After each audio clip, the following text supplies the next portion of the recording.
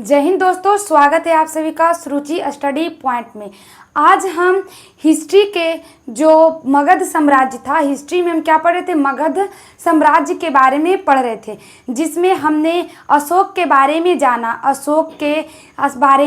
अशोक के शिलालेखों के बारे में जाना। यहाँ तक हमने आप लोगों को बताया था। हमारा मौर्य साम्राज्य कंप्लीट हो चुका था। तो आइए थोड़ा सा हम क्या करते हैं, रिवीजन करते हैं। हमने जो भी पढ़ाया है थोड़ा सा हम रिवीजन करते हैं कि हमने मगध साम्राज्य के बारे में क्या क्या जाना और कौन कौन से शासक आए, मगध साम्राज्य पे शासन किए, उनके बारे में थोड़ा सा फिर से जानते हैं। अगर आपको कोई भी टॉपिक समझ में नहीं आता प्लीज़ कमेंट कीजिए, मैं उस कमेंट को पढ़कर आपका आंसर देने का कोशिश करूँगी। देखिए, मगध साम्राज्य का जो उदय हुआ था वो कब हुआ था, उत्तर वैदिक काल में हुआ था। हमने बताया था कि मगध साम्राज्य का उदय उत्तर वैदिक काल में हुआ था। मगध साम्राज्य में 16 महाजनपदों के बारे में बताया गया। तो हम 16 महाजनपदों में से कुछ महत्वपूर्ण जनपद के बारे में पढ़ेंगे, जिससे क्या आता है, एग्जाम में क्वेश्चन आता है। तो हम स्टार्ट करते हैं, पढ़ते हैं फिर से किसके बारे में, तो मगध के बारे में। देखिए, मगध पे बहुत सारे शासकों ने शासन किया है, लेकिन इतिहास में हम उन्हीं को पढ़ते हैं जिसने अच्छा शासन किया है, या वो इतिहास में महत्वपूर्ण भाग है उनका, या कह सकते इतिहास में उनका अहम भूमिका है, उन्हीं को हम इतिहास में पढ़ते हैं। इतिहास पढ़ना आसान होता है, लेकिन इतिहास लिखना आसान नहीं होता। इतिहास में हम उस घटना को पढ़ते हैं जो महत्वपूर्ण हो, वैसी घटना को हम इतिहास में पढ़ते हैं जो महत्वपूर्ण हो। ऐसा नहीं कि बीते हुए काल को पढ़ना इतिहास नहीं कहलाता बाबू। इतिहास उसको कहते हैं जिसमें बीते हुए जो काल है उसका महत्वपूर्ण भाग को हम जो पढ़ते हैं उसी को क्या कहा जाता है, उसी को हम इतिहास कहते हैं। तो हम उसी के बारे में पढ़ेंगे जो क्या है, इतिहास में अपना भूमिका दिया, अपना अहम भूमिका दिया है।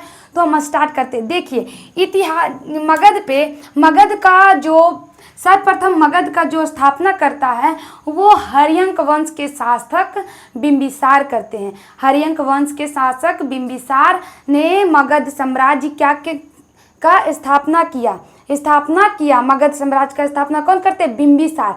देखिए, यहाँ पे हम एक लिखे हैं, आप कह सकते हैं हम यहाँ पे एक ट्रिक लिखे हैं जिससे आपको मगध साम्राज्य के ये सारी शासकों के बारे में याद रहेगा। देखिए, ह से हमने हसन मशक शाह, ह से हर्यंक वंश, स से शिशुनाग वंश, न से नंद वंश, म से मौर्य वंश, स से शुंग वंश, क से कर्ण वंश और स से सातवाहन वंश। ये सारी क्या है, मगध पे शासन करने वाले क्या है, वंशज है। कौन है, वंशज है।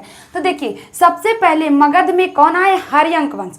हर्यंक वंश के संस्थापक बिंबिसार होते हैं। बिंबिसार का बेटा अजातशत्रु होता है। अजातशत्रु के बाद उदयन आते हैं, उदयन के बाद नागदशक आते हैं। इस प्रकार से क्या आते हैं, हर्यंक वंश के शासक आते हैं। हमने हर्यंक वंश के बारे में, शिशुनाग वंश के बारे में, नंद वंश के बारे में और मौर्य वंश के बारे में बताया है। अगर आप ये तीनों को अच्छे से पढ़ना चाहते हैं तो प्लीज़ मेरा इससे पहले वाला वीडियो जाकर हिस्ट्री प्लेलिस्ट में देख सकते हैं। सुरुचि स्टडी पॉइंट हिस्ट्री प्लेलिस्ट में आप लोगों को हर्यंक वंश, शिशुनाग वंश, नंद वंश और मौर्य वंश की सारी जानकारी मिलेगी। आज हम इस वीडियो में जानेंगे, क्या जानेंगे, तो आज हम इस वीडियो में शुंग वंश के बारे में जानेंगे, मतलब ब्राह्मण साम्राज्य के बारे में जानेंगे इस वीडियो में। तो हमने बताया कि हमने हर्यंक वंश, शिशुनाग वंश के बारे में और नंद वंश के बारे में और मौर्य वंश के बारे में पढ़ा दिया। मौर्य वंश के संस्थापक कौन होते, चंद्रगुप्त मौर्य क्या होते हैं, मौर्य वंश के संस्थापक होते। मौर्य वंश का अंतिम राजा कौन होते हैं, तो बृहदत्त। मौर्य वंश के अंतिम राजा बृहदत्त होते हैं। और जो ये पुष्यमित्र शुंग, जो शुंग वंश के राजा होते हैं, मतलब शुंग वंश का स्थापना पुष्यमित्र शुंग करते हैं, ये क्या होते हैं, ये बृहदत्त के सेनापति होते हैं। ये जो पुष्यमित्र शुंग है वो बृहदत्त के सेनापति था। तो जो सेनापति जो था वो राजा को मारकर अपना एक नई वंश स्टार्ट करता है, जिसको हम क्या कहते हैं बाबू, शुंग वंश। ये जो पुष्यमित्र शुंग था वो ब्राह्मण जाति से बिलोंग करता था। इसकी जाति क्या थी? इसकी जाति ब्राह्मण थी। इसकी जाति क्या थी? ब्राह्मण जाति से ये बिलोंग करता था। और ये किसका सेनापति था? तो बोलिएगा किसका? तो बृहदत्त। बृहदत्त मौर्य साम्राज्य का अंतिम राजा। मौर्य साम्राज्य का अंतिम राजा कौन था? बृहदत्त। और इसका सेनापति पुष्यमित्र शुंग था। इसीलिए पुष्यमित्र शुंग ने शुंग वंश का स्थापना किया। कौन सा वंश का स्थापना किया बाबू? तो शुंग वंश का। तो मौर्य वंश के पतन के बाद कौन से वंश आता है? तो मौर्य वंश के बाद शुंग वंश आता है। मौर्य वंश के बाद शुंग वंश। देखिए हम यहाँ सीक्वेंस से लिखे हैं। हर्यंक वंश के बाद आया शिशुनाग वंश। शिशुनाग वंश के बाद आया नंद वंश, जिसमें महापद्म नंद, धनानंद को पराजित करके मौर्य वंश का स्थापना हुआ, जिसके जो चंद्रगुप्त मौर्य ने क्या किया? मौर्य वंश का स्थापना किया। उसके बाद बृहदत्त मौर्य वंश के अंतिम राजा हुए। बृहदत्त को मारकर जो आपका शुंग वंश, मतलब कह सकते हैं पुष्यमित्र शुंग ने अपनी क्या की? वंश का स्थापना किया। एक ब्राह्मण साम्राज्य का स्थापना किया। इसमें ये ब्राह्मणवाद मतलब हिंदू धर्म को ज़्यादा बढ़ावा दिया, संस्कृत को ज़्यादा बढ़ावा दिया। तो किस में कौन देता है? तो कह सकते हैं हम पुष्यमित्र शुंग जो था वो ब्राह्मण जाति से थे और इसने क्या? तो संस्कृत को ज़्यादा बढ़ावा दिया। इन्होंने जो बौद्ध स्तूप तो जितना भी बौद्ध धर्म के स्तूपों था, जितना भी बौद्ध धर्म के स्तूप था उसको तुड़वा दिया। और सबसे ज़्यादा उन्होंने ध्यान दिया तो हिंदू धर्म को ध्यान दिया और कह सकते हैं ब्राह्मण साम्राज्य को जन्म दिया। देखिए अगर पुष्यमित्र शुंग ना होते तो आज हमारा जो हिंदू धर्म है, वो जो आज हमारा ब्राह्मण साम्राज्य है, उसका जो उदय था नहीं होता। क्योंकि उस समय जिस समय मौर्य वंश का शासक था, मौर्य वंश के शासन काल में सबसे ज़्यादा जो प्रचार था वो किसका था? बौद्ध धर्म का प्रचार था। क्योंकि अशोक ने श्रीलंका तक क्या किया था? अशोक ने बौद्ध धर्म का प्रचार प्रसार करवाया था। तो उस समय बौद्ध धर्म की ज़्यादा ही प्रचार प्रसार हो रही थी। तो हम अगर पुष्यमित्र शुंग ना होते तो क्या होता? पूरे देश पे सिर्फ बौद्ध भिक्षु और बौद्ध धर्म का ही राज्य होता, बौद्ध धर्म ही होता। तो अगर क्वेश्चन आएगा कि कौन से ऐसे राजा हैं जो किसका? तो ब्राह्मण साम्राज्य का क्या किए? नींव रखें। तो ब्राह्मण साम्राज्य का नींव रखने वाले राजा कौन थे? तो पुष्यमित्र शुंग थे। कौन थे? पुष्यमित्र शुंग थे। ये शुंग वंश का सबसे कह सकते हैं प्रपाती राजा थे। ये कौन थे? शुंग वंश के सबसे ज़्यादा योग्य और अच्छा राजा थे। उसके बाद इनके बाद कोई ऐसे राजा नहीं आते हैं जो क्या कर सकते थे? शुंग वंश को बढ़ावा दे सकते थे। हमने तो इतना सारा शुंग वंश का क्या जाना?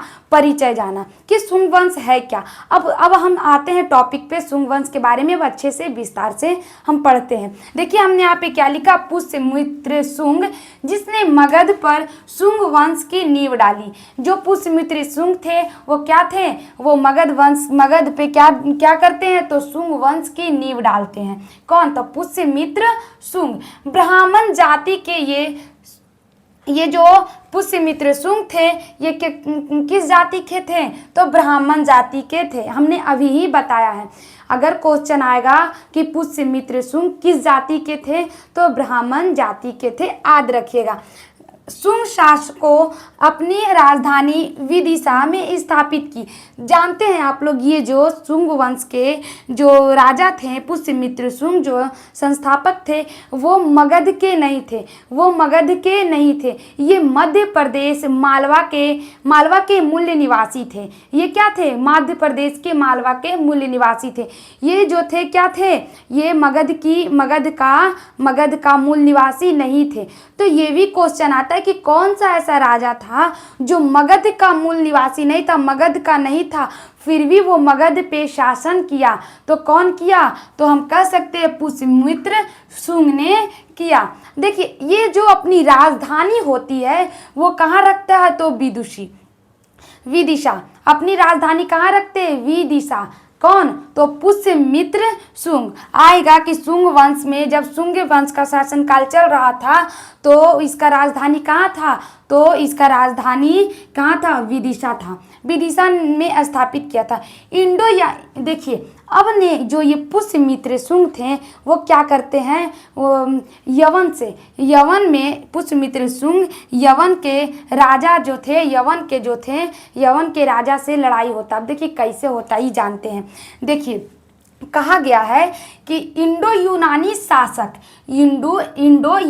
शासक मिनांडर को पुष्यमित्र शुंग ने पराजित किया। देखिए मतलब जो था इंडो यूनानी शासक था जो मिनांडर था, इंडो यूनानी शासक था। कौन था, मांडर। ये इसको पराजित कौन करते हैं, तो पुष्यमित्र शुंग इसको क्या करते हैं, पराजित करते हैं। डेमेट्रियस और मिनांडर को पराजित करने वाले राजा कौन थे, तो पुष्यमित्र शुंग थे। ये दो राजा जो था यवन का था, कहाँ का था, यवन का था, याद रखिएगा। ये लोग इंडो यूनानी थे और जो होते हैं पुष्यमित्र शुंग जो होते हैं इनको क्या कर देते हैं, पराजित करते हैं। पराजित किया। पुष्यमित्र शुंग ने 2 बार अश्वमेघ यज्ञ करवाए। अब क्वेश्चन आएगा कि अश्वमेघ यज्ञ कराने वाले पहले शासक कौन थे, तो पुष्यमित्र शुंग थे। इन्होंने 2 बार जीता। किससे जीता, यवन के राजा से इन्होंने 2 बार क्या किया, जीता। उन लोगों को 2 बार पराजित किया। इसमें क्या किया, उन्होंने 2 बार अश्वमेघ यज्ञ करवाए। उन्होंने क्या करवाया, अश्वमेघ यज्ञ करवाया। तो आएगा क्वेश्चन। देखिए नहीं आपको ऐसा नहीं फील हो रहा कि ये थोड़ा सा वैदिक काल में हम लोग चले गए, ऐसा प्रतीत हो रहा कि हम वैदिक काल फिर से आ गया ना, वैदिक काल फिर से आ गया। तो ये जो पुष्यमित्र शुंग जो था, जैसे वैदिक काल में यज्ञ कराया जाता था, वैदिक काल में संस्कृत का ज़्यादा प्रचार प्रसार था, वो वैसा ही जो पुष्यमित्र शुंग था वो भी क्या किया, क्योंकि वो ब्राह्मण जाति से था तो इसीलिए वो क्या करता था, जब वो जीता तो 2 बार अश्वमेघ यज्ञ करवाया। क्या करवाया, अश्वमेघ यज्ञ करवाया। कितनी बार, 2 बार। कितने बार अश्वमेघ यज्ञ कराता है, 2 बार। यह याद रखिएगा। इसके लिए पतंजलि ने अश्वमेघ यज्ञ, अब ये जो यज्ञ था वो कौन करवाते, पतंजलि। ये जो यज्ञ था वो कौन कराते, पतंजलि। हमने आपको बताया कि जो ये पुष्यमित्र शुंग था वो क्या ब्राह्मण जाति को, नहीं तो हम कह सकते ब्राह्मण साम्राज्य को क्या किया था, विस्तार किया था। लेकिन जो बौद्ध था, बौद्ध स्तूपों को किसने तोड़वाया, मैं बता रही थी कि जो स्तूप होता है किसका, तो बौद्ध धर्म का जो भी स्तूप था उसको क्या करते हैं, पुष्यमित्र उसको तुड़वा देते हैं। क्या करते, तुड़वा देते। लेकिन ध्यान में रखिएगा 2 ऐसा स्तूप होता है जिसको पुष्यमित्र शुंग नहीं तोड़वाते हैं। पहला हुआ वरहुत स्तूप, पहला क्या है, वरहुत स्तूप का निर्माण करवाते हैं। ये जो आपका पुष्यमित्र शुंग थे वो जो सांची का स्तूप और वरहुत का स्तूप का पुनर्निर्माण करवाते हैं। सोचिए सबके तोड़वा दिए, लेकिन ये 2 स्तूप था जिसको क्या करवाते, वो निर्माण करवाते हैं। पहला कौन था, वरहुत का स्तूप और कौन सा, सांची का स्तूप। ये दोनों स्तूप का ये क्या करवाते हैं, निर्माण करवाते। तो कौन निर्माण करवाते हैं बाबू, तो याद रखिएगा पुष्यमित्र शुंग ये क्या करवाते, इसका निर्माण करवाते हैं। देखिए वरहुत स्तूप का निर्माण पुष्यमित्र शुंग ने कराया। शुंग वंश का अंतिम राजा देवहूति था। अब देखिए ये तो हमने किसके बारे में पढ़ा, पुष्यमित्र शुंग के बारे में। इसका एगो बेटा था, समझे, इसका एगो बेटा था। इसका क्या था, एगो बेटा था। इसका एगो बेटा था जिसका नाम था अग्निमित्र। इसका एगो बेटा था जिसका नाम था क्या था, अग्निमित्र। अग्निमित्र इसका बेटा था। किसका बेटा था, पुष्यमित्र शुंग का बेटा था। लेकिन जानते हैं अग्निमित्र को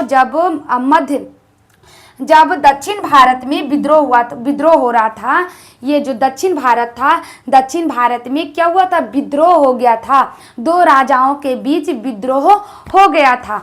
तो जो पुष्यमित्र शुंग जो थे वो अपने बेटा अग्निमित्र को कहाँ भेजते हैं? दक्षिण भारत भेजते हैं, विद्रोह को शांत कराने के लिए। कहाँ भेजते बाबू? दक्षिण भारत भेजते हैं विद्रोह को शांत कराने के लिए। तो जो अग्निमित्र था वो पुष्यमित्र शुंग के बात पे, मतलब अपने पिता के बात पे जाता है कहाँ? दक्षिण भारत। क्या करने के लिए? तो विद्रोह शांत कराने के लिए। और वहाँ विद्रोह शांत कराकर दक्षिण भारत को भी कहाँ? तो मगध में मिला लेता है। अब देखिए यहीं पर वो क्या करता है, एक लड़की होती है जिसका नाम मालविका होता है, एक लड़की होती है जिसका नाम मालविका होता है। उससे वो क्या करता है, उसको प्रेम हो जाता है, उसको क्या हो जाता है? प्रेम हो जाता है। तब वो क्या 2-3 महीने वो क्या दक्षिण भारत में ही अपना टाइम बिता देता है। और इधर ये जो पुष्यमित्र शुंग था वो अपने अलगे टेंशन में था कि मेरा बेटा गया वहाँ लड़ने के लिए, लड़ उड़ तो ठीक है रहा, जीत उत तो ठीक है लिया, लेकिन ये गया कहाँ? पूछेगा ना भी गया कहाँ? यहाँ तो इसको क्या हो गया था, इसको मालविका नाम की एक लड़की से क्या हो गया था? प्रेम हो गया था। तो यही तो जो कालिदास जी थे वो इन दोनों की प्रेम कथा को लिखते हैं, जिसका नाम क्या है? जिसका नाम मालविका अग्निमित्र है। क्वेश्चन आएगा कि कालिदास ने मालविका अग्निमित्र का किताब किसके लिए लिखा था? तो अग्निमित्र और किसके लिए? मालविका के लिए। अग्निमित्र और मालविका की प्रेम कथा कौन लिखते? कालिदास लिखते। कौन लिखते? कालिदास लिखते हैं। इतना समझ में आया? ये कौन था? अग्निमित्र किसका बेटा था? अग्निमित्र पुष्यमित्र शुंग का बेटा था। पुष्यमित्र शुंग का बेटा अग्निमित्र था। अब देखिए ये शुंग वंश में यही एक अच्छा प्रतापी राजा था। कैसा प्रतापी राजा था? कौन था? तो पुष्यमित्र शुंग ही था। उसके बाद कोई भी ऐसा राजा नहीं आया जो क्या कर सके, शुंग वंश को बहुत ज़्यादा बढ़ावा दे सके। उसके बाद एक आते हैं बहुत सारे, इसमें करीब 10 राजा इस पे आते हैं। किसमें? तो शुंग वंश में। लेकिन उन्होंने कोई ऐसा कार्य नहीं किया जिसे हम हिस्ट्री में पढ़ना जरूरी होता है। अब सभी के बारे में पढ़िएगा तब पॉसिबल नहीं है। ऐसी चीज़ों को पढ़ना चाहिए और हमें ऐसी बातों को जानना चाहिए हिस्ट्री में जिससे हमको क्वेश्चन आए। एग्जाम में क्वेश्चन हम लोग किस लिए पढ़ते हैं? कि एग्जाम में हमें क्वेश्चन उससे आ सके। तो बहुत सारे शासक हुए लेकिन हिस्ट्री में उन्हें उतना ज़्यादा इम्पोर्टेंस नहीं दिया गया। एक देखिए भागभद्र नामक राजा थे। कहाँ के? शुंग वंश के। एक भागभद्र ये किसके राजा थे? तो शुंग वंश के राजा ही थे। इसके दरबार में एक राजदूत आता है जिसका नाम है हेलियोडोरस नाम के एक राजदूत आता है। कहाँ आता है? तो आपका शुंग वंश के भागभद्र के दरबार में, भागभद्र राजा के दरबार में एक हेलियोडोरस नाम का राजदूत आता है। ये राजदूत यवन से आता है। ये राजदूत कहाँ से आता है बाबू? तो यवन से ये राजदूत आते हैं। कहाँ? तो आपका शुंग वंश में। अभी जो आया ने, ये जो विदेशी था ये आया भारत ने, तो इसको सब मिलके क्या किया? संस्कृत का शिक्षा दे दिया। इसको क्या किया? संस्कृत का शिक्षा दिया। और इसको क्या सिखाया? इसको आपका भागवत गीता के बारे में पूरा नॉलेज देता है। इसको पूरा बढ़िया से बताता है भागवत। उसको विष्णु भगवान के बारे में बताता है, कृष्ण भगवान के बारे में बताता है, वो उनकी अवतारों के बारे में बताता है। उनके अवतारों के बारे में वो जानता है और समझता है। फिर वो सोचता है कि अवतार इनकी ये जो अवतार लिए हैं इनमें कितनी शक्ति है, अगर वास्तविक जो भगवान है उनमें कितनी शक्ति होगी। इस तरह से ये सोच कर विष्णु भगवान का बहुत बड़ा भक्त हो जाता है। कौन? तो देखिए जो हेलियोडोरस जो राजदूत आया था वो भारत में रहकर संस्कृत की शिक्षा लेता है और विष्णु भगवान का क्या हो जाता है? भक्त हो जाता है। विष्णु भगवान का क्या हो जाता है? भक्त हो जाता है। कौन? तब ये आपका हेलियोडोरस यह एक अभिलेख लिखवाता है जिसे हम क्या करते हैं? गरुड़ध्वज अभिलेख कहते हैं। ये जो आपका हेलियोडोरस है वो एक अभिलेख लिखाता है जिसको हम क्या कहते हैं, गरुड़ ध्वज अभिलेख। गरुड़ ध्वज अभिलेख, अगर एग्जाम में क्वेश्चन आएगा कि गरुड़ ध्वज अभिलेख किसने लिखवाया, तो हेलियोडोरस एक राजदूत था, उसने क्या लिखवाया, क्या लिखवाया, आप कह सकते हैं एक अभिलेख लिखवाया जिसका नाम था गरुड़ ध्वज। इतना समझ में आया। भद्रवाद के बाद में यवन का था, कहाँ का था, यवन का था। अब देखिए ये मिनांडर, जो मिनांडर जो था, जो एक मिनांडर जो थे उसको भी क्या करता है, देखिए यहाँ मिनांडर है ने, मिनांडर जो थे, मिनांडर जब यहाँ पे आक्रमण किया, मिनांडर और ये आपका किसमें, पुष्यमित्र शुंग में, दोनों में लड़ाई होता है ने, तब पुष्यमित्र शुंग जीत जाता है और ये मांडर पराजित हो जाता है। तब यहाँ के बौद्ध भिक्षु, उसको एक बौद्ध भिक्षु मिलता है, उसको क्या मिलता है, बौद्ध भिक्षु मिलता है और उसको बौद्ध धर्म का ज्ञान दे देता है। वो जो बौद्ध भिक्षु होता है वो मिनांडर को बौद्ध धर्म का ज्ञान देता है, बौद्ध धर्म का ज्ञान देता है और वो क्या बन जाते हैं, फिर बौद्ध धर्म को अपना लेते हैं। वो क्या अपना लेते हैं, बौद्ध धर्म को अपना लेते हैं। वो नागसेन, जो नागसेन होता है वो इसको क्या देता है, बौद्ध धर्म की शिक्षा, बौद्ध धर्म के बारे में बताता है। और यह जो ये इसके बाद इसका बुक लिखता है मिनांडर पे बुक लिखाता है जिसका नाम है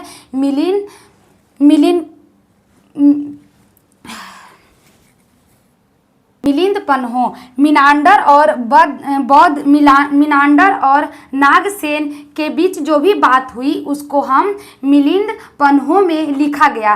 तब उसको मिलिंद पन्हो, एक किताब है जिसका नाम क्या है, मिलिंद पन्हो। मिनांडर और नागसेन के बीच में जो भी वार्तालाप हुआ ना उसको मिलिंद पन्हो में लिख दिया गया। तो पुस्तक का नाम क्या है, मिलिंद पन्हो। पुस्तक का नाम क्या बाबू, मिलिंद पन्हो। और हम और बहुत सारा पुस्तक किसमें लिखा गया, पुष्यमित्र शुंग, मतलब कह सकते शुंग वंश, जो शुंग वंश में बहुत सारी पुस्तकों को क्या किया गया है, रचना किया गया है, जिसके बारे में मैं बताऊंगी। अभी पहले हम इतना पढ़ लेते हैं, उसके बाद हम सारी पुस्तकों के बारे में समझेंगे अलग से, तब आप लोगों को ज़्यादा समझ में आएगा। अभी देख रहे हैं कितना इस पर खिचड़ी होल है, अभी बताएंगे तो नहीं समझ में आएगा। हमने कहाँ तक पढ़ा था, हमने पढ़ लिया कि आपका शुंग वंश हमने पूरा पढ़ लिया। शुंग वंश में सबसे ज़्यादा प्रतापी राजा वही थे, पुष्यमित्र शुंग, जो शुंग वंश का स्थापना करते हैं। एक भगभद्र रहते हैं जिनके दरबार में हेलियोडोरस नाम का क्या आता है, राजदूत आता है। वो राजदूत को क्या देते हैं, वो लोग संस्कृत का शिक्षा देता है और वो विष्णु भगवान का भक्त हो जाता है और जो क्या एक शिलालेख लिखवा देता है जिसको गरुड़ ध्वज शिलालेख कहते। याद रखिएगा, गरुड़ ध्वज शिलालेख, उसको क्या कहते हैं, गरुड़ ध्वज शिलालेख। यहाँ तक देखिए हमने बता दिया। अब हम कहाँ थे, अंतिम, हाँ देखिए, शुंग वंश का अंतिम शासक देवभूति था। शुंग वंश का अंतिम शासक कौन था, देवभूति। शुंग वंश का अंतिम शासक कौन था बाबू, देवभूति, याद रखिएगा।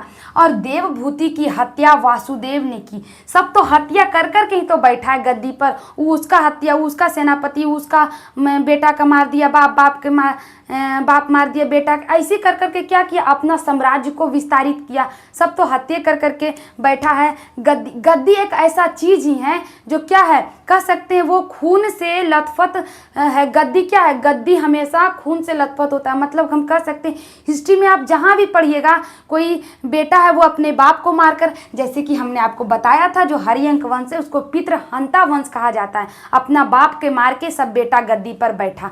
और देखिए बाकी में सेनापति मार देता था राजा के, जो सेनापति चालाक होता था और राजा लोल होता था उसको मार के गद्दी पर बैठ जाता था। वही ने किया आपका पुष्यमित्र शुंग, कौन सी किया, बृहदत्त लोल था उसको मार दिया और आपको पुष्यमित्र शुंग गद्दी पर बैठ गया। उसके बाद जो देवभूति था उसको मार देता है। कौन मार देता है, देवभूति को वासुदेव मारकर 73 ईसा पूर्व में कर्ण वंश का स्थापना करता है। किसका? तो कर्ण वंश का।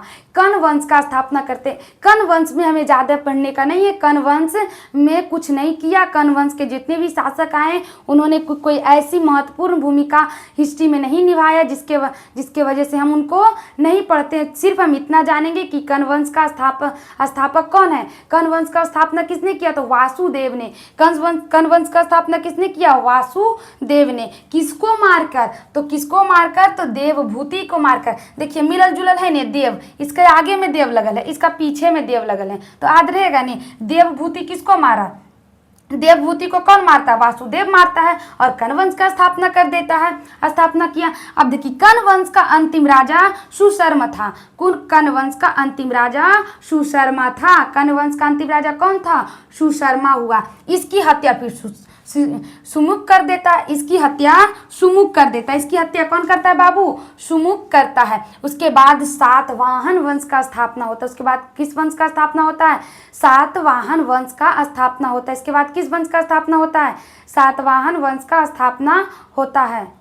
शुंग वंश के शासन काल में ये सारी किताबों को रचित लिखा गया। ये सारी किताबों का रचना हुआ किसके शासन काल में? तो शुंग वंश का शासन काल में आप कह सकते हैं ये सारी बुकों को लिखा गया। ये सारी जो पुस्तक है वो बहुत ही इम्पोर्टेंट होता है। इसका जो नाम है और इसका जो रचयिता कौन है इसके बारे में हर एक एग्जाम में पूछा जाता है। आप अगर क्लास 12 का भी अगर हिस्ट्री का एग्जाम दीजिएगा, बोर्ड एग्जाम, उसमें भी पूछता है कि अष्टाध्याय किसने लिखा, मनुस्मृति किसने लिखा, हर्षचरित किसने लिखा।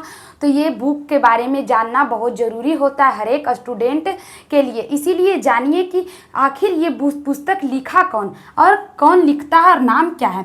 देखिए हर्षचरित लिखता है वानभट्ट। हर्षचरित किसने लिखा है? वानभट्ट। क्वेश्चन आएगा हर्षचरित किसने लिखा है? वानभट्ट लिखा है। मनुस्मृति किसने लिखा है? महर्षि मनु ने। देखिए ये जब मनु लिखल है ने, मनु और मनु तो नहीं कह सकिएगा कि मनुस्मृति किसने लिखा? मनु लिखा है। महर्षि लगा देने से महान कहा जाता है। महर्षि जो ऋषि मुनि होता है, महान ऋषि मुनि को महर्षि कहा जाता है। तो किसने लिखा? महर्षि मनु ने। अष्टाध्याय किसने लिखा? पाणिनि। अष्टाध्याय किसने लिखा बाबू? पाणिनि। याद रखिएगा अष्टाध्याय पाणिनि ने लिखा है। महाभाष्य महर्षि पतंजलि लिखते हैं। महर्षि पतंजलि क्या कौन सी लिखते हैं? महाभाष्य लिखते हैं। योग्य सूत्र किसने लिखा? महर्षि पतंजलि। देखिए महाभाष्य भी पतंजलि लिखते हैं और योग्य सूत्र भी पतंजलि लिखते हैं। ये दोनों किसने लिखा है? तो पतंजलि ने लिखा है। हम आप लोग को बताए थे कि गरुड़ ध्वज अभिलेख विदिशा में। गरुड़ ध्वज अभिलेख कहाँ है? विदिशा में है। ये भी शुंग वंश के एक राजा थे, इन्होंने लिखा था गरुड़ ध्वज अभिलेख। वो कहाँ स्थित है? विदिशा में। इसके बारे में हमने आप लोगों को अच्छे से बता दिया। जय हिंद। मिलेंगे नेक्स्ट वीडियो में सातवाहन वंश के साथ।